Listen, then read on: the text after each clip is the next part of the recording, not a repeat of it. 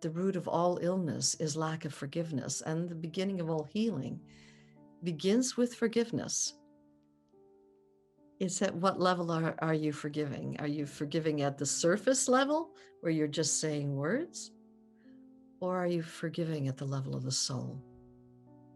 And is the forgiveness rising from a deep peace inside of you, where you're forgiving soul to soul, while saying no to unacceptable actions? So it's this forgiveness issue is a deep issue and an invitation to all of us to clear any issue that holds us back from being able to forgive wholesomely and wholeheartedly and from the deepest soul level. So it's really such a time where forgiveness is needed in our world. Yeah. But it's at what level are you forgiving? Speaking words to avoid feeling something? Or are you going to come to a place of peace? When I got the tumor in 1992 and was diagnosed with this basketball-sized tumor, I was aware of what was going on in the field of cellular healing and aware of all of the work going on in the field of cellular healing, and that science was saying that when you feel a strong emotion and you repress it, it releases a quantifiable biochemistry into your bloodstream, which goes to those cell receptors and blocks them, rendering those cells incapable of communicating with the rest of the cells in the body. And if over time illness happens, it happens there. And conversely, that when we feel our emotions very openly and freely, our cell receptors remain open. And so I knew that part of my healing journey would lay in uncovering the cell memories that were stored inside that tumor. But at that point, no one had given us a method. And I got to tell you something, you can understand and know all the science on the planet. You can understand how this programming gets passed on from one cell generation to the next. But unless you have a method, it's no more than a bunch of, scientific data on a page and some, very exciting possibilities. And that's where I stood. And I can remember being spontaneously guided inside that tumor. And this cell memory I uncovered was a cell memory of childhood abuse. And I grew up in a very domestically challenged household, which was extremely violent. And of course, being a therapist in life, I'd gone not only through 8 years of therapy in New York on this whole, physical abuse, sexual abuse on all levels, but I'd also done so much work as a therapist, working with this whole issue. And I thought I had come to a place of complete acceptance and understanding of the abuse that had happened in my life. So my first reaction in spontaneously uncovering this memory of childhood abuse was, I thought, it cannot be this memory. Been there, done that, got the t-shirt on the abuse situation. I've so since handled that. And my know-it-all thinking mind was saying that, but my heart and my body were saying, well, you may think that you've handled it, but you haven't really. And I thought, okay, what have I got to lose? I'll undergo a process like so many others where I'm releasing all the stored pain. And at the end of the process, I arrived at the same place of acceptance that I had been at for all these years. And I asked the peace inside the room that I was just being carried in, am I complete? And this simple word, no, arose. And I immediately thought, you know what? I don't even believe this is the right cell memory. And even if it is, I don't have a clue how to complete. And something inside of me just gave up. And I just let go. And I fell from this desperation and devastation into a deep peace that was omnipresent.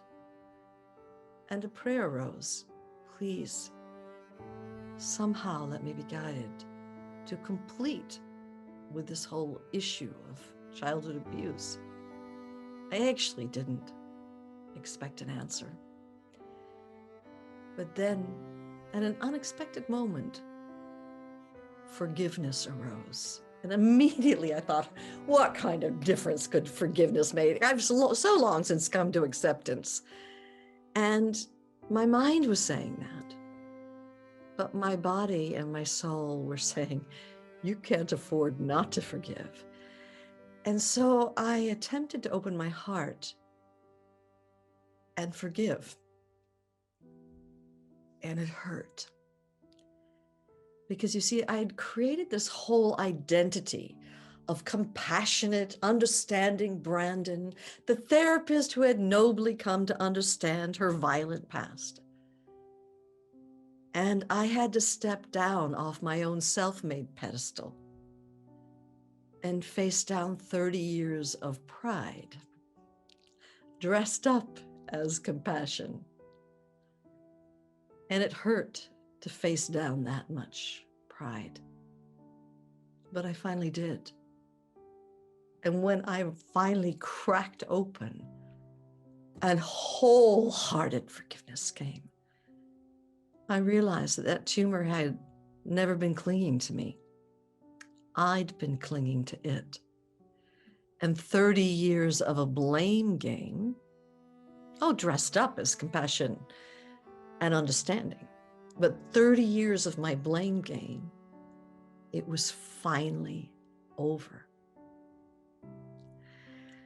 And that became the catalyst for the true healing of my tumor. But there's a big difference between lip service, speaking forgiveness, and in my case, really totally surrendering and opening my heart and facing down the 30 years of pride and forgiving wholeheartedly. And it was an interesting thing. It was 3 months after I healed from the tumor. And I ended up calling my mom up and saying, Mom, by the way, I had a life-threatening tumor. It's over. I've healed, not to worry. And put the phone down. And about 3 weeks later, my mother comes from an Austrian background. She calls me up and she goes, Brandon, I don't know what has happened to you, but somehow I feel that you have become a holy person. I feel so much peace in your presence. Can I come out to Malibu, where your house is, and sit on the deck and look out at the ocean with you?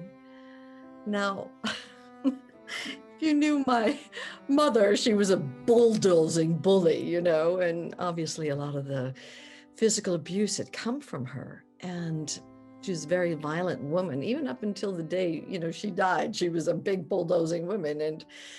And I thought, when I put the phone down, you know what? I haven't suddenly become a holy person. It's just that somehow through the ethers, my mom got it, that I had forgiven her. And that's because there's a big difference between accepting what's happened and truly, wholeheartedly forgiving. And when I wholeheartedly forgave her, somehow she got it. And we were able to spend the next 23 years of our lives in a love affair, where I was able then to love my mom and to receive her love. Unfortunately, the rest of my siblings didn't have that ability because they didn't have the journey. So I really feel that the journey gives us the tools that we need, not only to meet our deepest, darkest issues and free ourselves from them, but to come to a place of wholehearted forgiveness, where we are genuinely at peace, so much so that our own friends and family feel that in our presence. And that allowed me to have this love affair with my mom, which I never would have had without that forgiveness. Forgiveness is a very powerful, powerful healer, as long as it's coming from the heart and is wholehearted. Otherwise, it's just words.